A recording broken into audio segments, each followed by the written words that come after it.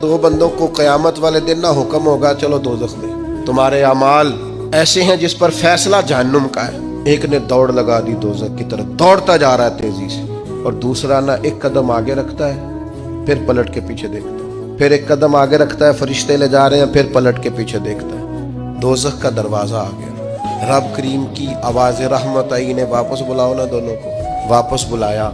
सारा कुछ जानने वाला रब पूछता है, वो जो दौड़ के गया था उससे पूछता है दौड़ के क्यों गया तू? वो कहता है मालिक जिंदगी में तेरी मानी कोई नहीं, सोचा चलो आज ही मान लूं।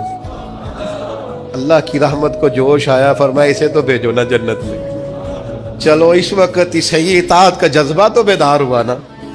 दूसरे से पूछा भाई तू क्यों नहीं जा रहा था? वो कहने लगा मालिक मेरी सारी जिंदगी उम्मीद रही है कि मेरे रब ने माफ कर देना, माफी मिल जानी है, करम हो जाना है, फजल ही होना है। मालिक दोज़ख का दरवाजा आ गया पर मेरी उम्मीद टूटी नहीं, मेरी कायम रही।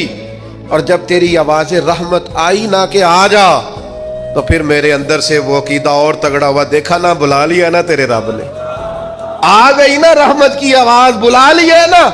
तो अल्लाह करीम ने फरमाया फरिश्तों इसके सारे गुनाहों पर कलम फेर दो, जो मेरी रहमत की इतनी उम्मीद रखे उसे दोज़ख में नहीं जन्नत में दाखिल किया जाता है।